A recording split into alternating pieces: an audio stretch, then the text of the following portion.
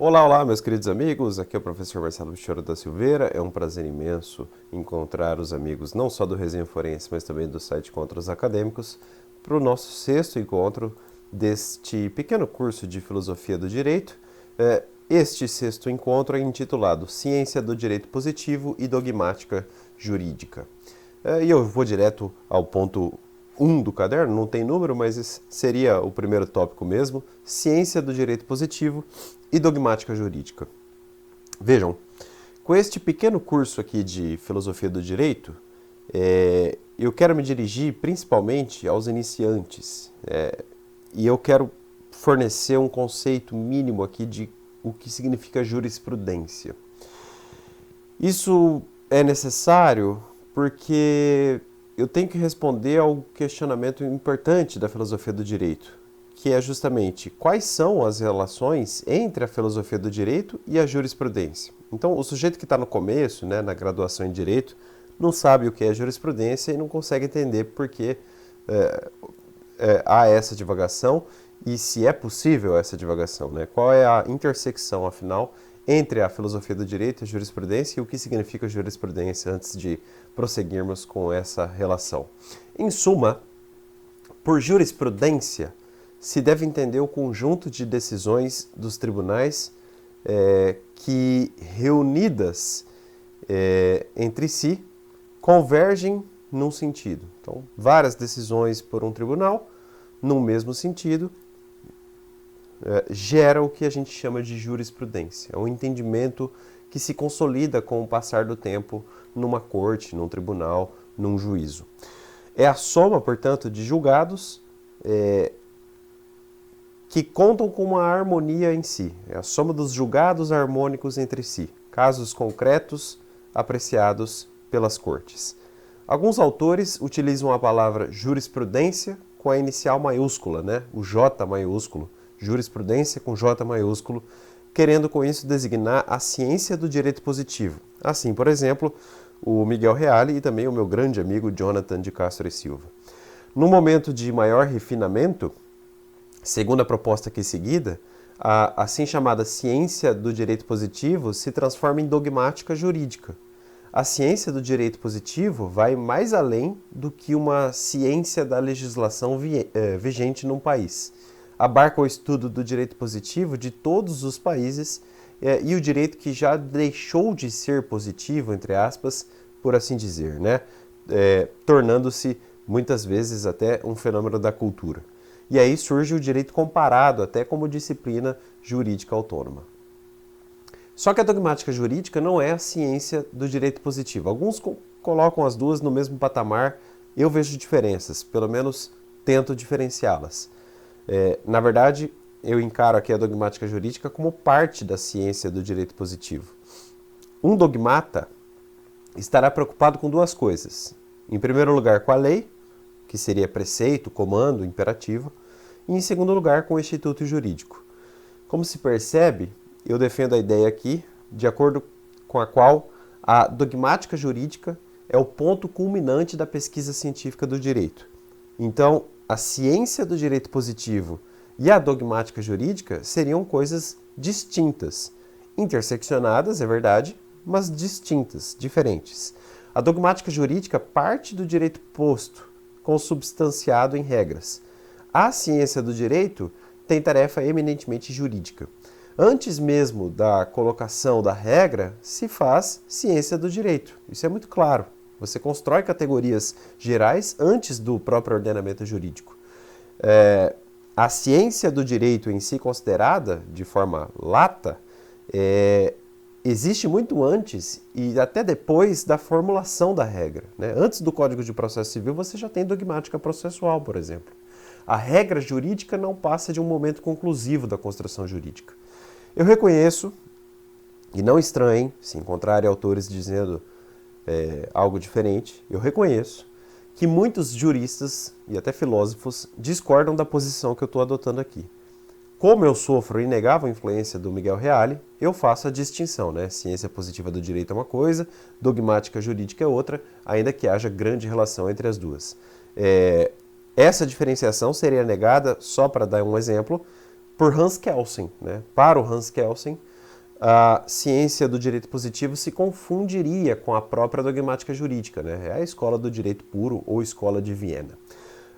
Reação a esse pensamento do Kelsen surgiu depois, só para exemplificar, com a assim chamada corrente sociológica, de acordo com a qual o jurista, não sendo um lógico, teria de procurar razões sociais dos comandos, dos imperativos, de maneira a iluminar, digamos assim, a regra com o foco das exigências puramente sociais.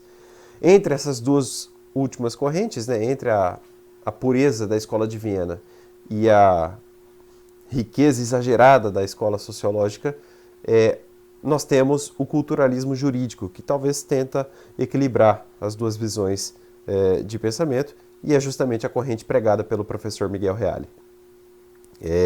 Para aprofundar, eu citei textos de minha autoria sobre esse assunto aí no caderno, é só ir atrás.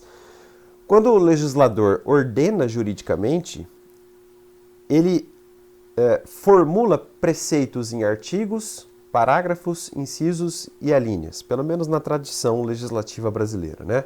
O legislador não faz relatórios nem redige sistemas. A vida jurídica, formalmente, é uma sucessão de comandos e de imperativos. Só que o direito não está contido apenas nesses comandos e imperativos. É que para a apreensão, melhor dizendo, e a formulação dos conceitos e imperativos, foi necessário conceber uma teoria jurídica, ou seja, uma doutrina.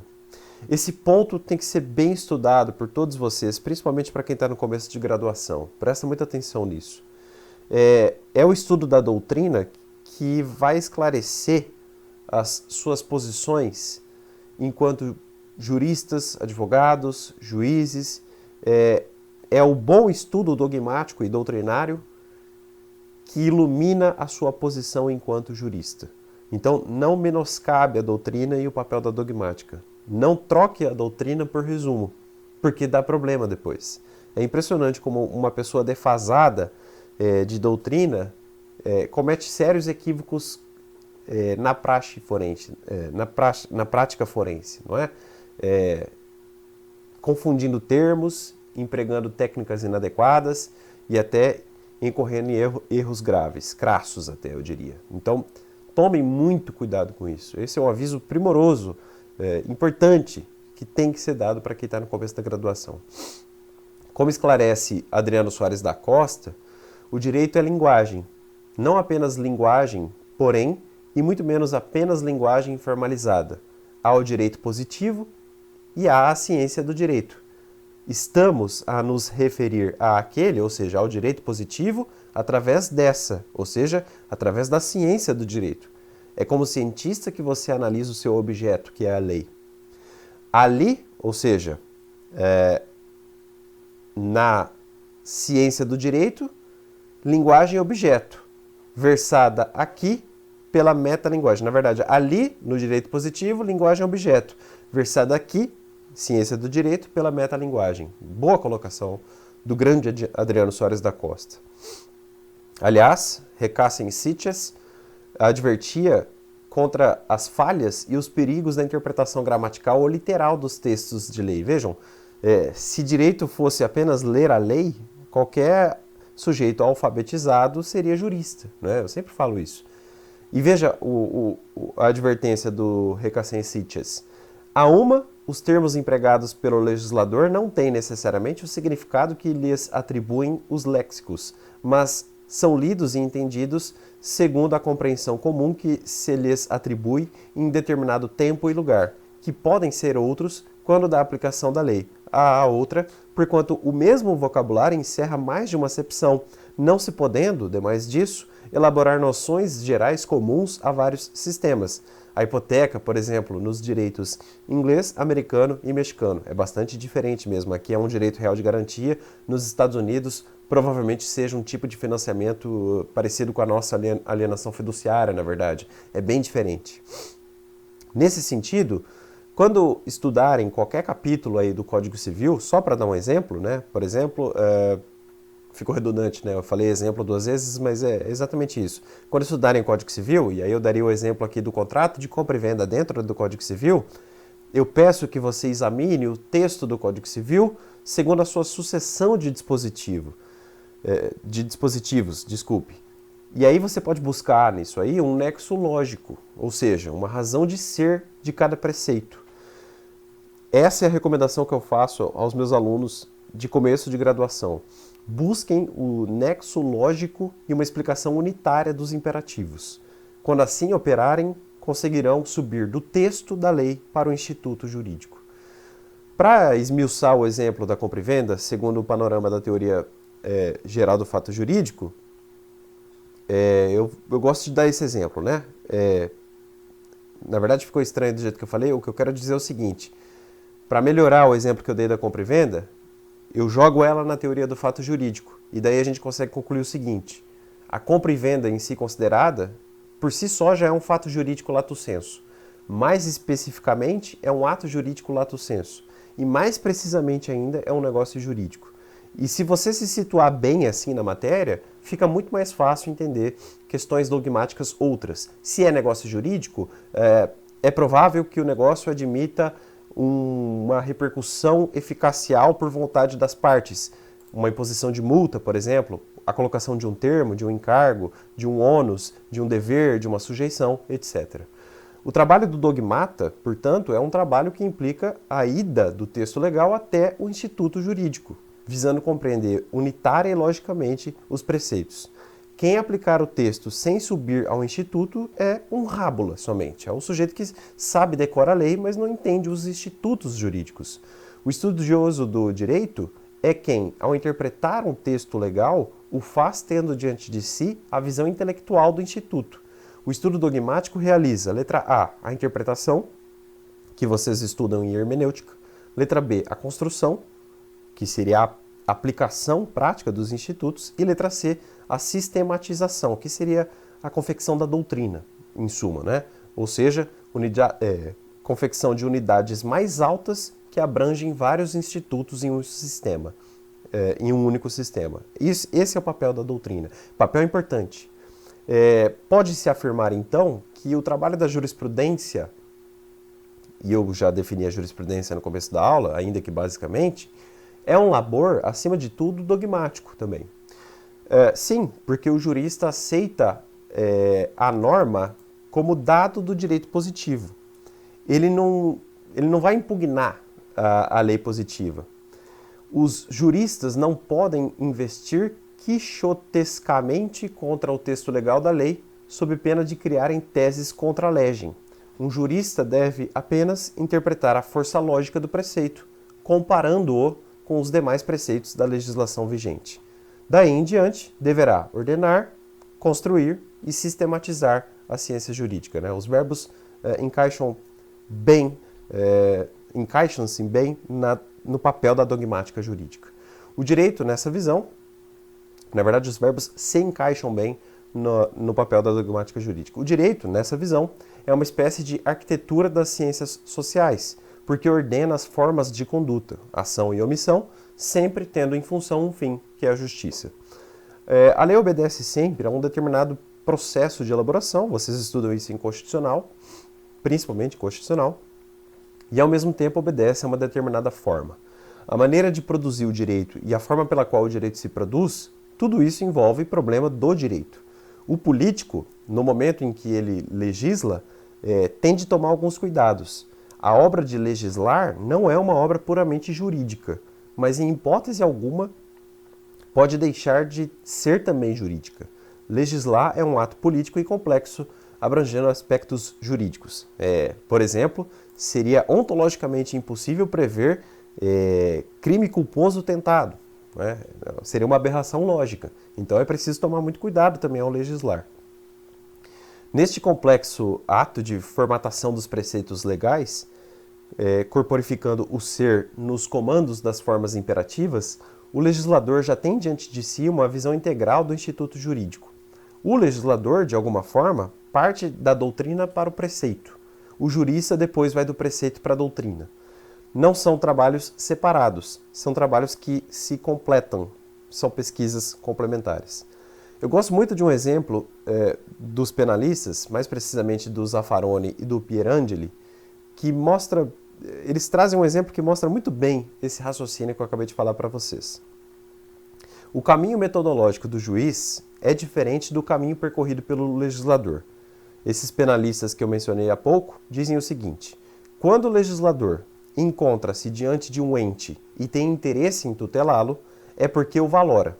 Sua valoração do ente traduz-se em norma, que eleva o ente à categoria de bem jurídico. Quando quer dar uma tutela penal a esse bem jurídico, com base na norma, elabora um tipo penal e o bem jurídico passa a ser penalmente tutelado, de maneira que o legislador vai do ente à norma e desta ao tipo. Nós, ou seja, o pessoal do direito, né, ao interpretarmos a lei penal a fim de determinar o seu alcance, devemos seguir o caminho inverso da lei, ou seja, do tipo penal. No direito brasileiro, o artigo 121 do Código Penal, por exemplo, matar alguém, pena, tantos anos, à norma, que seria não matarás. Esse é o comando. E através da norma, conhecemos um ente que afinal será o bem jurídico, a vida humana, no exemplo do homicídio, claramente. E aí eles colocam uma projeção que eu até cito no meu livro Ação Rescisória. O legislador parte do bem jurídico que ele quer proteger, que no caso é a vida, e pensa na norma. Qual é a norma? Não matar. Confeccionando assim um tipo penal, que seria matar alguém, crime, é crime e tem pena de tantos anos. O juiz parte do tipo penal, ou seja, do verbo típico matar e da tipicidade objetiva alguém, pena tantos anos, vislumbra daí em diante a norma, que é não matar, e protege assim a vida. É um caminho inverso, mas não chega a ser um caminho exclusivo de uma só parte. É um caminho que se complementa e não que se exclui. E veja, o desenho aí mostra bem o que é gnoseologia, né? O legislador enquanto sujeito cognoscente e o juiz enquanto sujeito cognoscente. Cada um tendo diante de si um objeto muito parecido, mas são formas diferentes de trabalhar o direito. Para expor a ciência jurídica, o método é o sintético, claramente, né? Um professor de direito apresenta, geralmente, primeiro o sistema de princípios e depois ele examina as consequências sob a forma de regras e preceitos. Geralmente uma aula de direito é assim. A pesquisa do direito se faz, é claro, com um trabalho de análise e de síntese.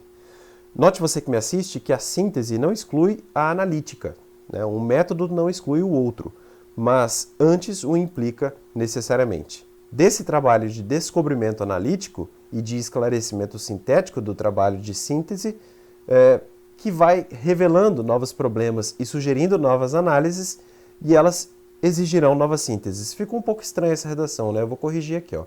Desse trabalho de descobrimento analítico e de esclarecimento sintético, ou seja, do trabalho de síntese, surgem ou são revelados novos problemas e, naturalmente,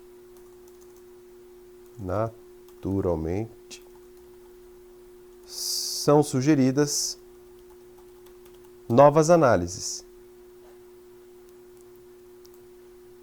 3 pontos. E elas exigirão novas sínteses. Pronto, mostrou bem a dialética constante do raciocínio jurídico. No fundo, nós temos sempre os dois movimentos do pensamento humano, né? Que se desenvolve através de análise e de síntese. Não podemos pensar, nem analisar e sintetizar sem ir dos princípios às consequências e sem subir das consequências aos princípios. A vida do direito positivo implica uma pesquisa constante, nesse constante fluxo entre os princípios e as regras, e entre as regras e os princípios. É uma influência recíproca, portanto. O progresso da ciência jurídica resulta do esforço conjunto do político e do jurista, no sentido de captar cada vez mais perfeitamente as forças sociais, ordenando-as num sistema de leis. Ora, e aí eu faço a pergunta, né? Seria a filosofia do direito, como é a jurisprudência, uma ciência dogmática? De maneira alguma, né? A resposta claramente é não. Aquilo que para o cientista do direito é um dado, para o filósofo do direito é um problema. A filosofia significa sempre pesquisa de ordem crítica, né? Ordem de indagação. Os maiores desastres do século XXI no campo do direito parecem surgir justamente dessa confusão, né? Na minha opinião, o STF incorreu num gravíssimo erro ao criminalizar, via jurisprudência, conduta humana. Confundiu setores, né? Os 11 ministros teriam de ser juristas, né? Foram, no máximo, sociólogos, de péssima qualidade, por sinal. E é preciso diferenciar o jurista do homem. O homem pode criticar o texto legal. O jurista, no entanto, só pode analisar a força lógica dos preceitos. Todos nós criticamos as leis e fazemos objeções a elas. Não há problema nisso. Só que é preciso diferenciar o que é a objeção de um jurista e quais são as objeções dos sociólogos, dos políticos ou até dos moralistas. Immanuel Kant, por sinal, na obra Princípios Metafísicos da Doutrina do Direito, sugerida até no primeiro encontro aqui do nosso pequeno curso de Filosofia do Direito, declara que o jurista pode dizer aquilo que é legal, mas não pode dizer o que é o jurídico. O jurista pode dizer se está, se um ato está ou não de acordo com a lei, se uma situação é ou não é lícita, mas não pode dizer o que devemos entender pelo termo direito. Até em outras obras, o Kant emprega expressões que se tornaram clássicas, afirmando que um jurista pode, certamente, conhecer e declarar o que vem a ser o direito, quid sit iuris, ou seja, o que as leis, num certo lugar e numa certa época, prescrevem ou prescreveram. Mas, se é justo o que estas leis prescrevem e o critério universal por meio do qual é possível reconhecer em geral o que é justo ou injusto, justum et injustum, permanece-lhe completamente obscuro, a menos que abandone por um certo tempo esses princípios empíricos e, ainda que possa servir-se daquelas leis como excelentes fios condutores, busque as origens desses juízos na razão pura, como único fundamento de qualquer legislação positiva possível. De maneira que, eu citei aqui a metafísica dos costumes, tá? Nessa passagem. De maneira que o jurista pode dizer quod sit iuris, ao passo que só o filósofo do direito pode dizer quod sit ius. Mas é seguro afirmar que a filosofia do direito está no início da pesquisa jurídica, e toda a ciência do direito repousa sobre uma preliminar indagação filosófica dos problemas. Todo problema jurídico é inicialmente um problema de filosofia do direito. Toda posição do jurista diante do direito resulta de uma tomada de posição, consciente ou inconsciente, nos domínios da filosofia. Só que a filosofia do direito não está apenas no início da ciência do direito, está também no fim dela. Quando os juristas completam suas pesquisas, alcançam as diferentes instituições, a nossa inteligência sente uma incoercível necessidade de alcançar o uno, a unidade. A nossa mente é de tal ordem que nós procuramos necessariamente uma explicação unitária e simples. As explicações da jurisprudência são explicações que não vão além de generalidades. As generalizações jurídicas admitem sempre outras generalizações. A ciência do direito só atinge, como dizia Alessandro Levi, generalidades, generalità dos italianos. Ao passo que a filosofia do direito visa explicações tão gerais que se tornam impossíveis outras mais gerais ainda. Busca, assim, alcançar o que os lógicos chamam de universais, universalizar na filosofia italiana, razões primeiras. A filosofia do direito não realiza, como pode parecer, um simples trabalho de soma de pesquisas particulares. Ela não se resume a isso. A filosofia não justapõe pesquisas particulares, mas integra uma unidade nova, procurando a razão de cada uma dessas partes no todo e do próprio todo em si mesmo. Aliás, eu acho que a metafísica é parte da filosofia que melhor a define em termos práticos, não é?